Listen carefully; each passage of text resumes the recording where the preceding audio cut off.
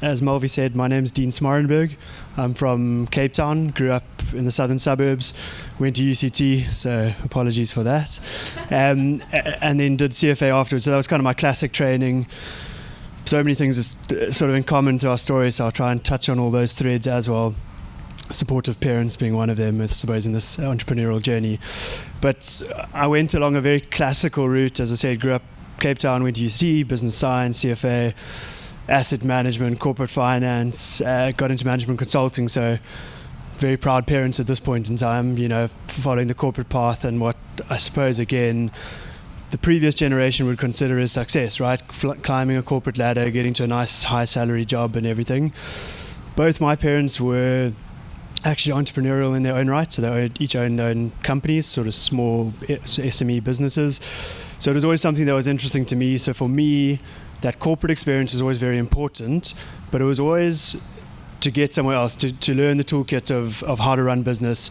I was always passionate about business from a business model perspective and everything, and how do you apply that to something else. So when I was in all these other jobs, I'd sit with a friend on a Tuesday morning and we'd go through business ideas and then literally go back and do an Excel on it and do a business model on it. And yeah, so that's kind of the background to where I get to. The other part of me was always very passionate about sustainability, and really from like a young kid, I always had an issue with, if we were at a restaurant now, you would all have some food in front of you. Some of you wouldn't eat the top bun, some of you wouldn't eat your garnish salad. That all gets scraped into the bin, and all of a sudden we call that food waste. But all that nutrition is still in that food, and it really isn't waste. It's just this really old school mentality we have that as soon as something touches the ground, it must be infected by all these bacteria and it will kill you if you eat it, which is obviously not true. We have bacteria around us all the time. We only exist because of these microorganisms that live in our gut, live in our skin, live everywhere. And so we seem to be the only species of animal that tries to isolate ourselves out of the natural system, believe it or not. Everything else lives in symbiosis. And so I was always fascinated about how you could take that food waste and convert it back into the food chain and sort of upcycle it into the food chain. And at the time, I knew a friend who was doing stuff with earthworms, so I started playing around with earthworms at my flat. I was living in Joburg by now. And so I was kind of feeding my food scraps to earthworms and earthworms are very good at breaking that down and turning it into humic acid and different types of soils, which you can then add back, and it's very good for plants. The problem there is they're pretty slow, they're pretty boring because they're quite slow, and it's quite a difficult business model actually, because you need just vast tracts of land in order to farm earthworms. But I came across this other insect called the black soldier fly, and now the black soldier fly, how I came across it was, on one part it was getting into earthworm bins and these maggots, which is a word we don't use often at all. It's like a bad PR term for us.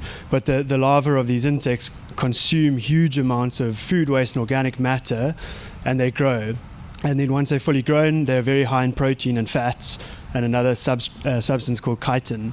And these have all got very interesting nutritional benefits for animals and for humans potentially even. And I started going down this rabbit hole and looking at them, and I even found a guy on Gumtree who would sell these baby maggots. And so it was still, I don't even know if Gumtree exists anymore, but it did back then. And basically reached out to this guy and said, look, want some baby larvae, will you send them to me? So he did, and this parcel arrived of basically these tiny microscopic little things, and I put them into a tote and I threw some vegetable scraps in there and sort of watched them grow, and it was just incredible. Every day you'd come back and these things were bigger and bigger and bigger. And so I suppose it sort of ignited this curiosity for what these insects were able to do.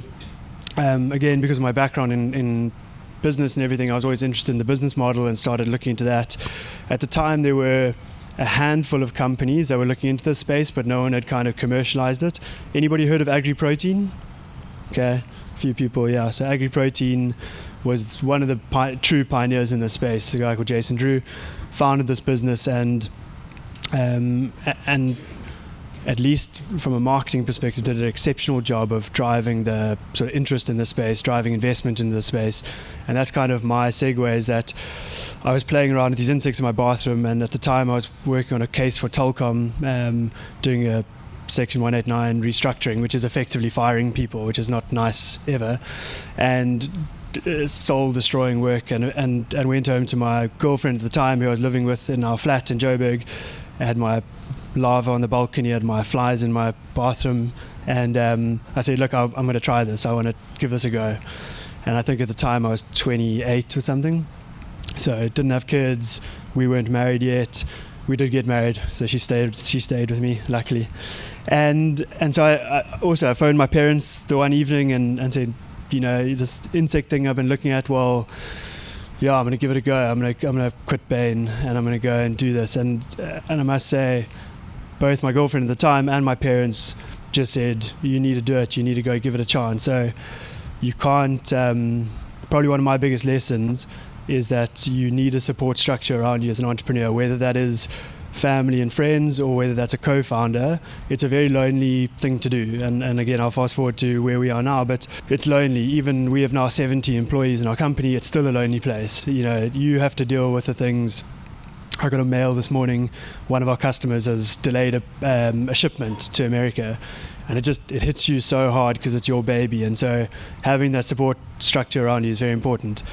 But anyway, so left consulting, moved into a prefab container in Johannesburg, and then because of my now expert knowledge on insects and because I'd done a lot of due diligence work for Bain in private equity, I was asked to come onto a case that actually raised money into agri-protein in about 2017. So I was very fortunate. I went around the world, I looked at different companies, saw the different business models, the different technologies and different strategies.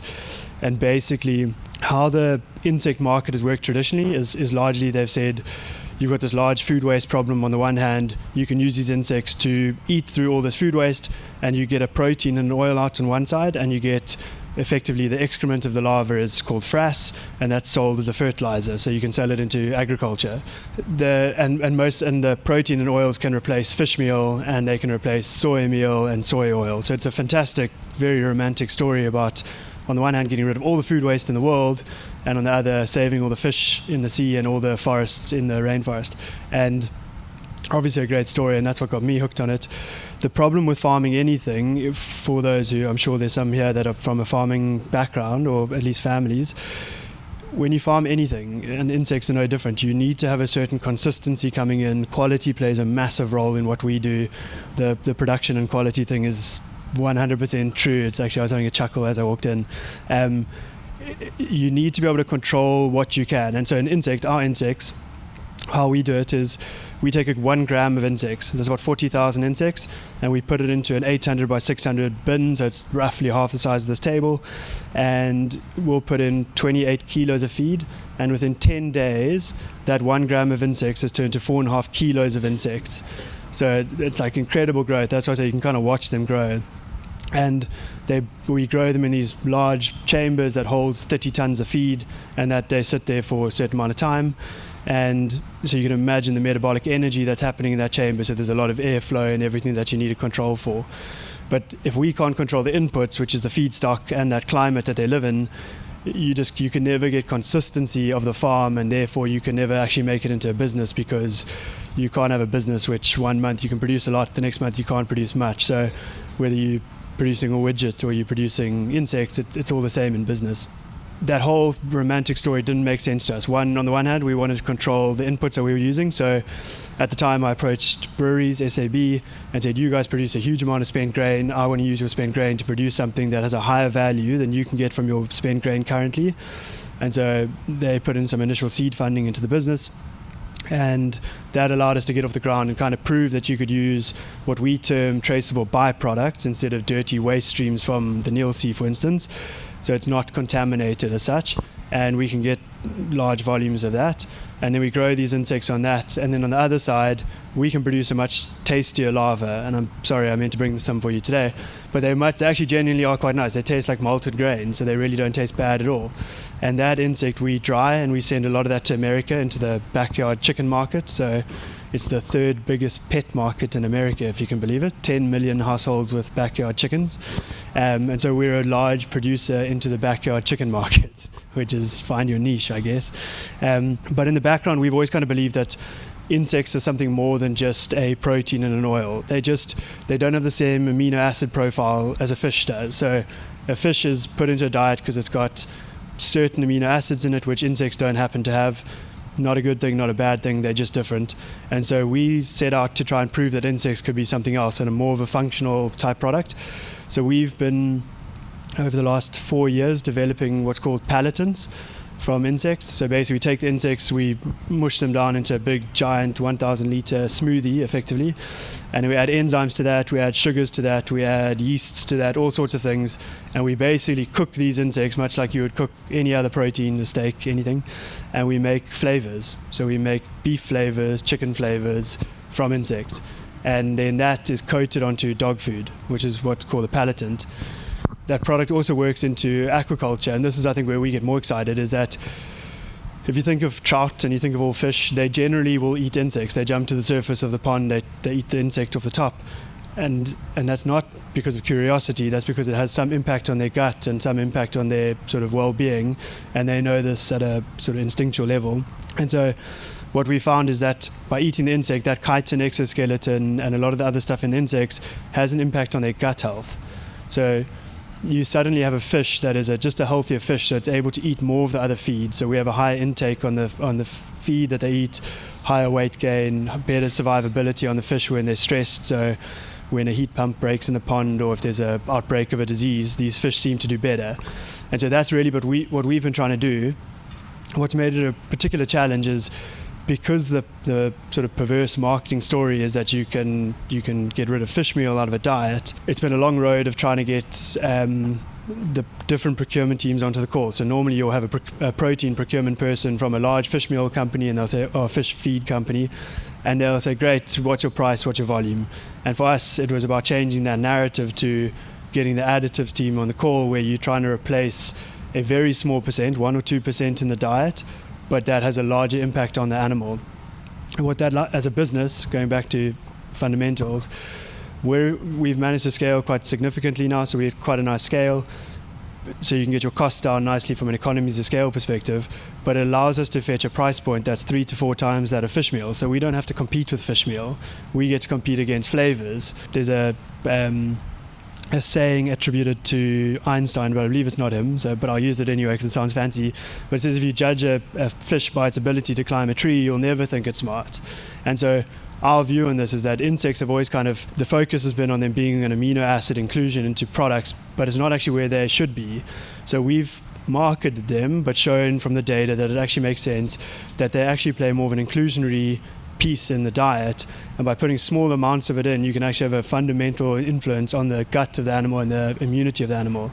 And so it's been a 4 to 5 year journey to get to this point that we now are shipping that product to America. We'll soon be in aquaculture in Europe. From a business perspective, we produce about 100 tons of insects a month now.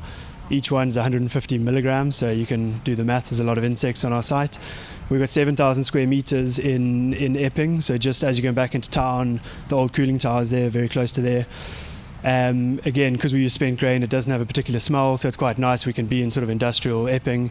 We work closely with the brewery industry, so very closely with Devil's Peak. We use all their grain, and now as we scale, we're using more of SAB's grain again. So on one hand, we're trying to do a good thing, I suppose, with the spent grain and everything, and on the other side, we're trying to actually we always say you need to be a sustainable business before you can be a sustainable business, in that you need to actually be a business that can make money before you can focus on trying to be the greenest business you can. So where we can, we're green, but it's a path for us to become the most optimized green company we can, where we can install solar and get our energy down. We can really, start to make an influence.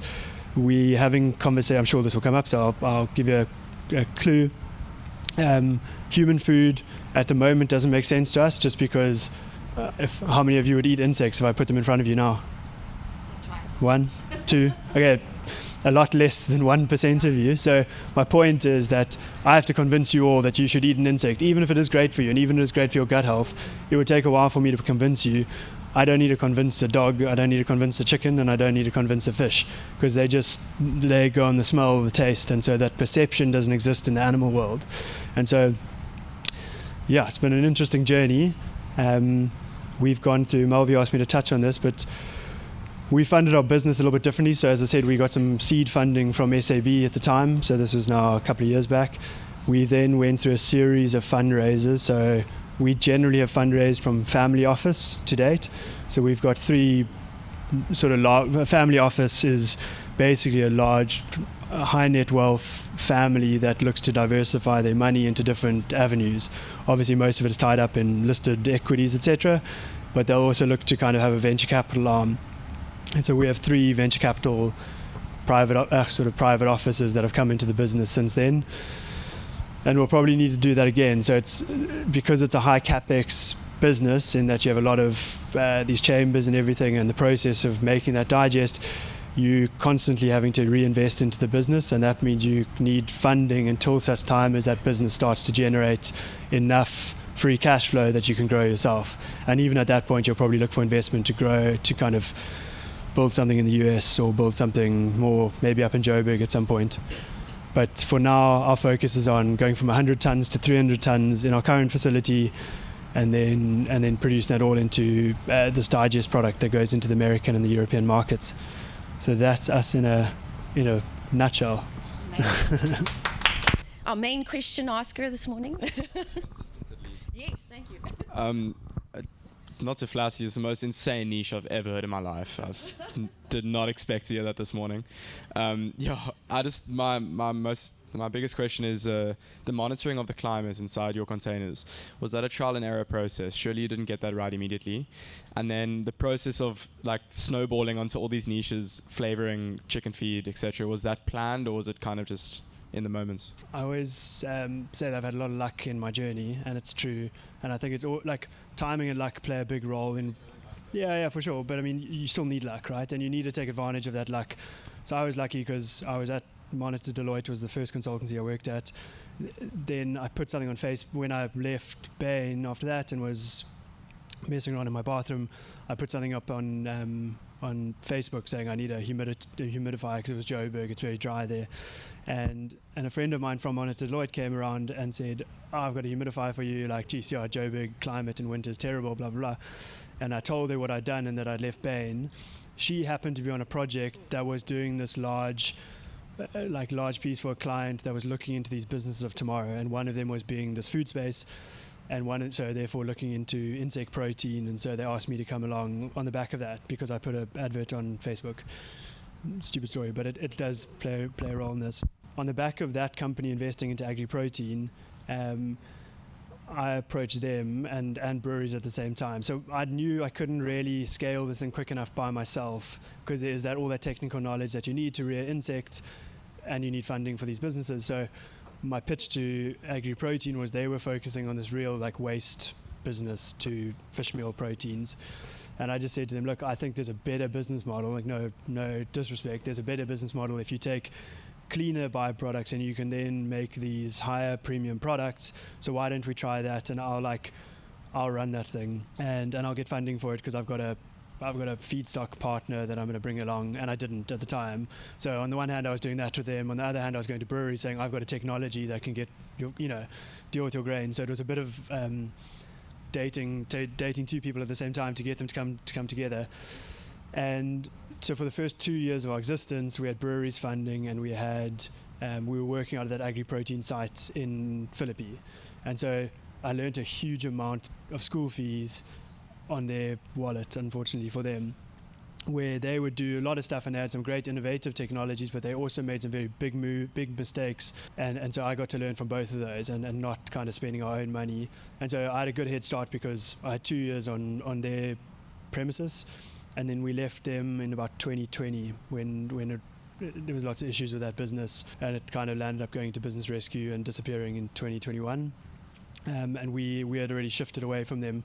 But yeah, so we had a good head start from that perspective. We kind of know what the parameters are now for insects. But what's so interesting about these insects is it's not linear. So it's not like, during COVID there was no spent grain available, and all of a sudden spent grain is an interesting ingredient. It's got nutrition in it, but its real benefit to us is that it's light and fluffy, and so it creates space for the larva to move through and keep it aerobic. You take that out and you put better energy sources, but from a commodity diet, and it's like a thicker, more dense kind of slurry. it overheats and it actually kills the larva. So basically, you create too much heat in that bin for how we farm them, and it causes issues. So you're constantly learning. So as much as we knew back then 2 years ago, honestly now it feels like you're still learning all the time, and so you constantly need to be like rethinking how you do things, and that's why trying to be consistent and keep your inputs as consistent as possible is so critical in what we do, because you change one thing and it can throw out the whole system. On the sort of slurry product or the digest, it started as a slurry. So in my sort of business model thinking, it was always like the one was bringing these waste products might make sense because you get like a gate fee for those, or you can, that's sort of the story. But by the time you've got them to a feedstock for the insects, it's cost you money. There's rent for the space that you're using, there's energy that you're using, there's labor that you're using, there's risk of contaminants of plastic metals and all that getting into that diet. So there's a huge amount of cost that even if you're paying it a revenue here, by the time you get here, you've probably zero or paying a little bit. Whereas we buy all our ingredients, but they're all byproducts, so we don't pay that much for them. But I know that when I get them here, like it's all clean, and I've got mixers and things in my site. I don't have deep packaging lines, and so it allows us to kind of optimize that part of the business. So that was the one side. On the other side, it was this cost thing, which is, you're producing a dry powder meal and oil, which is competing against fish meal, which is a wild caught, sort of tragedy of the commons, where it's just farmed at sea, or it sort of grows at sea. They catch them. Hundreds of shipping vessels come to a centralized processing facility, which has got massive economies of scale. And are you going to try to compete on a price point with that? It's just really difficult. And so 3 weeks ago, I was in Singapore at the sort of the Insects to Feed the World. It's basically like our industry conference. And it's still the same narrative that's being told. And it's still the same problems that are coming about of cost and trying to compete with fish meal. And so until that sort of changes, it'll be difficult. But I suppose where we try to change it was we didn't want to dry the product, so we wanted to try create a liquid type product, which has got its own quality issues and sort of safety issues and stuff. And then it was about finding a higher price point, and the only way you can do that is being more of a functional type ingredient in the product. But we also didn't want to just market it and sell sort of snake skin oil. It was about actually getting to the data, and that costs a lot of money. So then doing all those trials takes long and costs a lot of money. So when I wrote this business model, it was making a lot more money a lot sooner than it is, and it's still on that journey. So yeah, it takes a lot longer. So it was a lot of pivots and a lot of moving along the way, but we kind of had a thesis that we were moving towards, and then you kind of move within that as much as possible. And I suppose entrepreneurship, I think we're in a bit of a intensified version of that, but you're kind of always running along a lane, or however you want to look at it. And as long as you're kind of moving in that upward direction, you're moving in the right direction. It's never going to be a straight line. And I think where we've got to as a business is, early it used to be like this, and you're oscillating a lot. And now we're probably just oscillating a little bit less, but we're still oscillating. So we still have changes and things move around. It's not like it's suddenly perfect. But it sort of, you start to get a little bit more refined in how you do things. Let's just have one more huge round of applause. Let's throw a whoop whoop in there as well, please, if we can. For Dean and for Matthew. If you guys can quickly stand up here.